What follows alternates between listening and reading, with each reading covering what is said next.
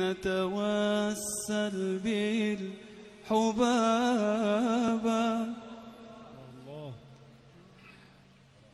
والبتول المستطابة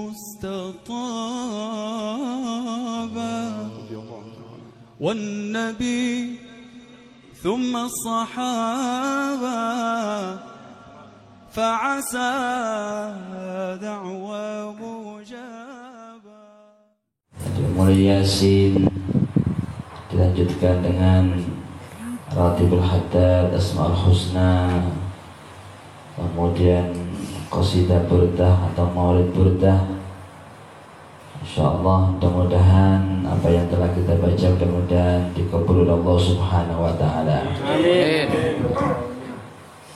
Dan inilah yang kelak akan kita banggakan, yang kelak akan menjadikan kita bergembira, menjadikan kita tersenyum kelak di akhirat. Hal-hal semacam inilah yang akan menggembirakan kita. Kalau kita lihat dari mulai bangun tidur sampai kita tidur lagi, kalau kita hitung-hitung kira-kira hal yang manfaat untuk diri kita itu kira-kira berapa persen. Ya, kadang-kadang kita sholat saja terburu-buru, padahal kita sedang menghadap Allah Subhanahu wa Ta'ala, bermunajat kepada Allah Subhanahu wa Ta'ala yang memiliki segalanya, yang hajat kita ada di kekuasaannya, keselamatan kita di kekuasaan Allah Subhanahu wa Ta'ala. Tapi kita kadang-kadang terburu-buru, tergesa-gesa. Belum lagi Al-Quran kadang kita lupa bacanya, belum lagi wirid-wirid dan lain-lainnya. Sehingga kadang kalau kita mau merenung, mau berpikir, merenungi apa yang kita lakukan dalam satu hari semalam, ya mungkin hanya berapa persen yang akan bermanfaat untuk kehidupan kita kelak di akhirat. Padahal Allah Subhanahu wa Ta'ala menghidupkan kita di dunia ini adalah untuk mencari bekal akhirat.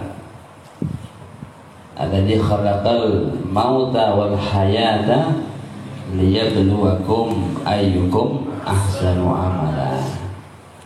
Allah menciptakan kehidupan, kematian, menciptakan kula panjenengan sedaya niki ya bukan untuk kesia-siaan, bukan untuk hal-hal yang sesuka kita, tetapi adalah untuk menguji kita siapa yang terbaik dari yang baik.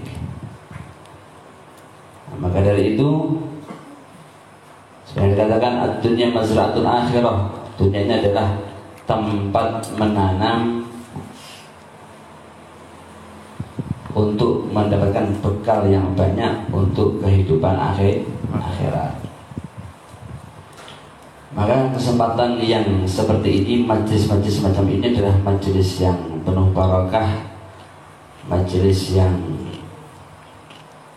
istimewa, karena tanpa terasa, tanpa sadar ya kita ditempatkan di tempat kucuran rahmat Allah Subhanahu wa Ta'ala. Majlis semacam ini dikatakan humul qaum la yashqa bihim jalisuhum, adalah perkumpulan, dan perkumpulan ada 40 lebih ya, itu sudah pasti salah satunya itu ada orang dekatnya Allah Subhanahu wa Ta'ala. Salah satunya pasti ada yang hatinya dilunakkan Allah Subhanahu wa taala sehingga dicintai Allah Subhanahu wa taala, dan sebab beliau itulah semuanya mendapatkan kabul dari Allah Subhanahu wa taala. Semuanya menjadi orang-orang yang bahagia. Jadi tanpa terasa kita berzikir, bersolawat, membaca Al-Quran, menginginkan doa kepada leluhur kita, ya, yang itu akan menggembirakan kepada leluhur kita. Jadi hal-hal semacam ini menggembirakan leluhur kita. Jangan kita kira bahwa leluhur kita itu tidak menyaksikan perbuatan kita, khususnya mereka yang solehin, mereka orang-orang yang soleh. Sebagaimana dikisahkan dalam kisah Isra Mi'raj, ya, bagaimana ketika Rasul SAW di-mi'rajkan, dinaikkan, nah, kemudian bertemu dengan Nabi Adam alaihissalam, ada Nabi Alaihissalam. Kemudian Nabi Adam ini ketika menengok ke kanan, beliau tersenyum, terlihat sumringah. Ketika menoleh ke kiri, beliau menangis, terlihat wajahnya sedih. Kemudian ditanya, lalu dijawab oleh malaikat Jibril bahwa ketika menoleh ke kanan itu beliau melihat keturunannya yang mereka adalah ahli taat, orang-orang yang melaksanakan perintah Allah Subhanahu wa taala, menjauhi larangan-larangannya, sehingga ketika melihat keturunannya yang baik semacam itu, beliau terlihat sumringah, tersenyum.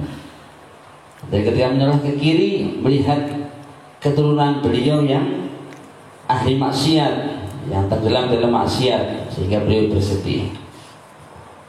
Jadi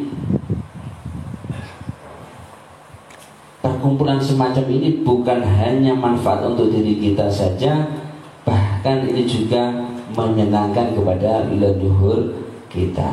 Mudah-mudahan perkumpulan yang mulia, perkumpulan yang semacam ini mudah-mudahan benar-benar membawa manfaat dan barokah kepada kita semuanya, yaitu dengan kita pertemuan yang agung ini betul-betul kita persiapkan diri kita untuk menghadiri majelis-majelis yang baik semacam ini dengan kita menata niat, mempersiapkan niat sejak kita berangkat dari rumah kita. Karena sahnya satu amal itu adalah dengan niat, dan apa yang didapatkan oleh seseorang itu adalah sesuai yang diniatkan.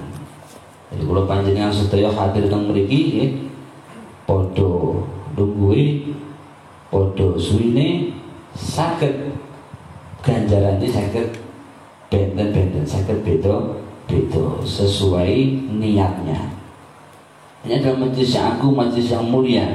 Nah, maka seberapa besar kita mempersiapkan diri untuk hadir di majelis-majelis khair semacam ini, kita memandang majelis semacam ini seperti apa, ya. Nah, kalau kita hanya memandang biasa saja, ya itulah yang hal biasa itu yang kita dapatkan.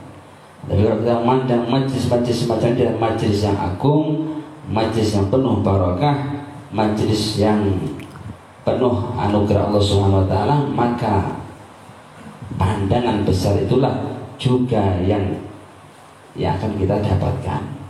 Jadi hal besar juga yang kita akan dapatkan. Makanya para salafus saleh, orang-orang saleh terdahulu begitu perhatian kepada urusan niat. Mau berangkat ke satu tempat untuk hadir di majelis, maka persiapkan niat kita. Nah, kemudian usahakan kita dalam keadaan suci, dalam keadaan punya wudhu, ya. Karena dikatakan wudhu itu adalah silahul mukmin, adalah senjatanya orang yang beriman. Bahkan dalam satu atsar disebutkan, ya Musa idza asabatka musibatun wa anta ala ghairi wudu'in ala ghairi taharatin fala yalumanna illa nafsak. Wahai Musa, jika kamu tertimpa satu musibah, tertimpa malapetaka, sedang kamu tidak dalam keadaan punya wudu, punya dalam keadaan suci, maka jangan salahkan siapa-siapa, salahkan diri kamu sendiri, karena kamu tidak membentengi dirimu dengan wudu. Jadi kita persiapkan dari mulai sejak dari rumah, kita memiliki wudu, kita menata niat, ya, apa yang bisa kita niatkan. Kalau memang kita tidak bisa meniatkan, kita sandarkan niat kita kepada salafun saleh. Saya hadir, saya akan menghadiri majelis ilmu, majelis zikir, majelis silaturahim, majelis sholawat, majelis maulid, seperti yang diniatkan oleh para salaf soleh. Nah, maka sebagaimana salaf soleh mendapatkan sesuai niatnya itu, kita juga dapat seperti yang didapatkan mereka para salaf soleh. Terus angsalih terus kadah. Dan hendaknya ketika kita hadir di majelis-majelis semacam ini, hendaknya ada satu faedah yang kita dengarkan di majelis ini yang bisa kita amalkan, kita berusaha untuk mengamalkannya. Nah, nanti kita akan mendengarkan daud-daud dari beliau Abdul Rahman Habsyi, ya. Mudah-mudahan bisa kita mengamalkannya, sehingga kehidupan kita ini semakin baik, semakin baik. Karena semakin hari, semakin bulan ini umur kita bukan umur kita tambah, tapi jatah kita di dunia semakin kurang. Kita umurnya tambah, tapi jatahnya di dunia semakin kurang. Nah, berarti masa untuk mendapatkan bekal, ya, untuk mencari bekal ini semakin sedikit. Nah, maka jangan sampai kita lewatkan satu waktu, ya, sedangkan kita tidak menambah ilmu, tidak menambah amal sebagai bekal kita untuk di akhirat. Mugi-mugi kula panjenengan sedaya mudah-mudahan estu-estu dirasakan tiang-tiang hamba-hamba ingkang selamat, hamba-hamba ingkang bahagia, hamba-hamba ingkang bejo dunya akhirat. Amin Allahumma amin. Mungkin kemawon ingkang saged kula aturaken nyumbang mudah kata hadamin wal afu minkum. Assalamualaikum warahmatullahi wabarakatuh.